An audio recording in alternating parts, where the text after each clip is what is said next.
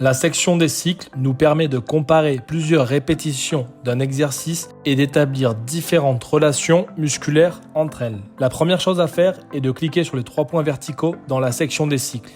Nous choisirons ici entre la sélection continue qui permet de sélectionner des cycles sans phase intermédiaire, intéressant par exemple dans des tests comme la marche, la course ou le cyclisme où il n'y a pas de repos entre les répétitions.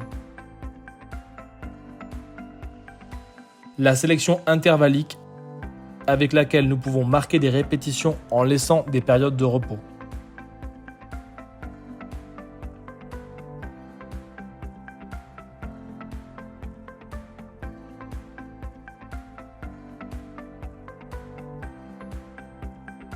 De plus, nous avons la possibilité d'activer les phases, ce qui permet d'analyser séparément la phase concentrique, isométrique et excentrique.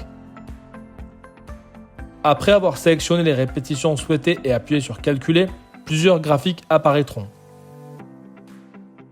Le premier d'entre eux fait référence au cycle moyen RMS.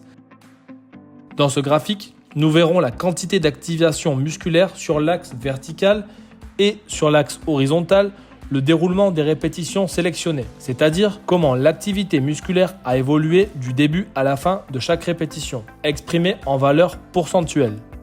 De cette manière, nous pouvons observer comment l'activité musculaire des différentes répétitions sélectionnées a fluctué à différents moments de la répétition.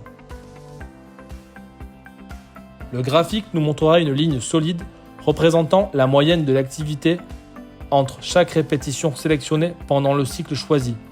Il affichera également une zone ombragée autour de cette ligne, représentant l'écart type entre les différentes répétitions sélectionnées. Cet écart peut être représenté avec des moustaches ou ne pas être montré. Cela nous aide à voir à quel point les répétitions d'un même exercice sont similaires les unes aux autres.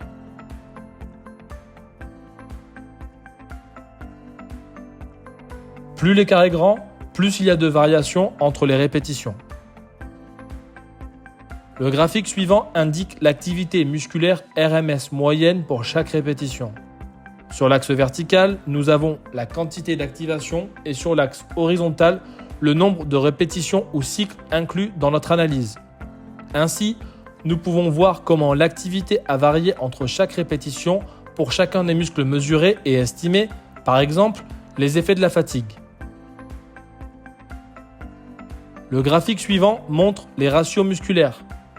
Ils indiquent la relation d'activité entre les muscles mesurés. Ce graphique est très utile pour identifier la relation d'activation entre agoniste-antagoniste, agoniste-synergiste ou antagoniste-synergiste.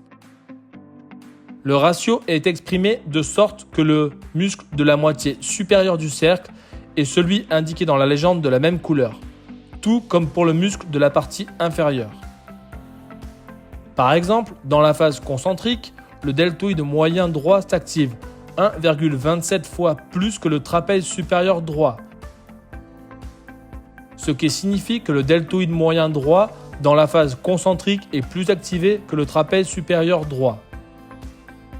Ce graphique peut être également inversé en appuyant sur le cercle, ce qui donne la même information présentée autrement. Ces ratios peuvent également être exprimés numériquement dans un tableau. Si nous mesurons également des muscles contralatéraux, l'indice de symétrie musculaire apparaîtra, fonctionnant de la même manière que dans la fenêtre générale. Enfin, nous trouvons le tableau détaillant les cycles. Dans ce tableau, l'activité RMS moyenne et la contraction maximale de chaque cycle inclus dans notre analyse sont affichées, ainsi que la moyenne des cycles cumulés. Le menu des réglages se trouve dans le bouton en forme d'engrenage situé dans le coin supérieur droit. Lorsque nous appuyons dessus, différentes options s'affichent. La première option permet de changer la visualisation du graphique RMS, passant de l'amplitude en microvolts au pourcentage de l'activité maximale. Nous avons l'option d'exporter les données dans un fichier CSV qui contiendra des informations sur l'activation au cours des différentes répétitions et les ratios. Nous pouvons également générer un rapport PDF de la session de cycle dans lequel apparaîtront toutes les données relatives aux relations d'activation.